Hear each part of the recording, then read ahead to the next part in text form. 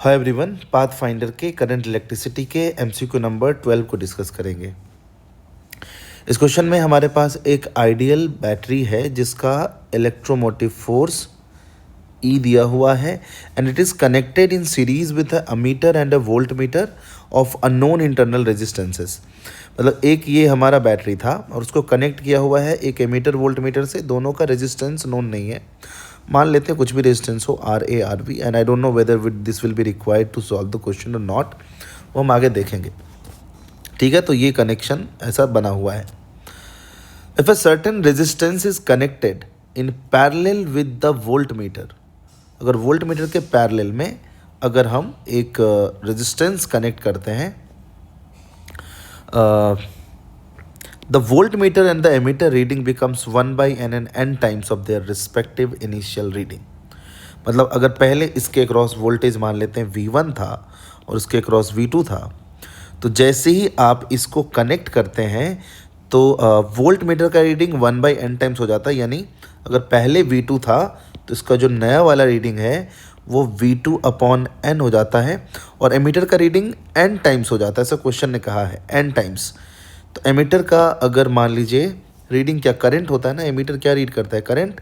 यहाँ पहले लिख दिया मैंने, reading of the ammeter will be n times, that means current has become n times.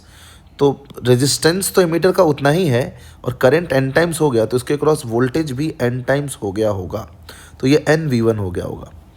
तो हमसे क्या पूछा है, what is the initial reading of the volt meter, मतलब ये V2 कितना है वो हमसे पूछा है। तो पहली बात तो ये कि ये जो V1 है और ये V2 है इसका सम EMF के बराबर होगा और ये nV1 और ये V2/n इसका भी सम EMF के बराबर होगा। इसी से सॉल्व करके हमें दोनों चीज़ मिल जाएगा, V1 एंड V2। तो V1 plus V2 will be E, that is one relation, and second relation is nV1 plus V2/n will also be equal to E, क्योंकि this is the total drop of voltage across the circuit. तो nV1 plus V2/n this will also be equal to E। अब अगर हमें V2 पूछा है तो हमारे पास ये V1 और V2 देखिए दो अननोन है और दो इक्वेशन है, दोनों सॉल्व हो जाएंगे।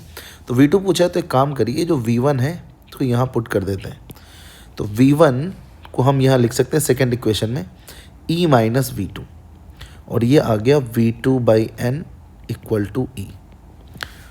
सो n टाइम्स E और E को इधर ले आते हैं equal to n minus 1/n V2। तो यार n into 1 minus E equal to n square minus 1/n V2। ये समझ गए होंगे आप।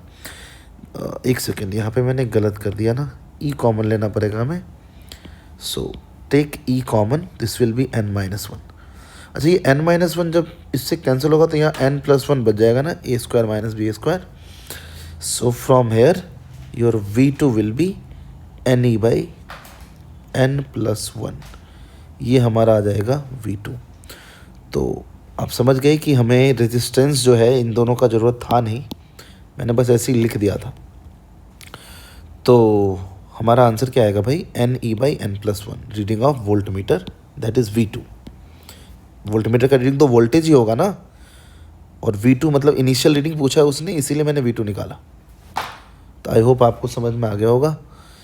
सिंपल सा क्वेश्चन है, केयरफुली पढ़ेंगे क्वेश्चन को और सॉल्व करेंगे तो आराम से हो जाएगा।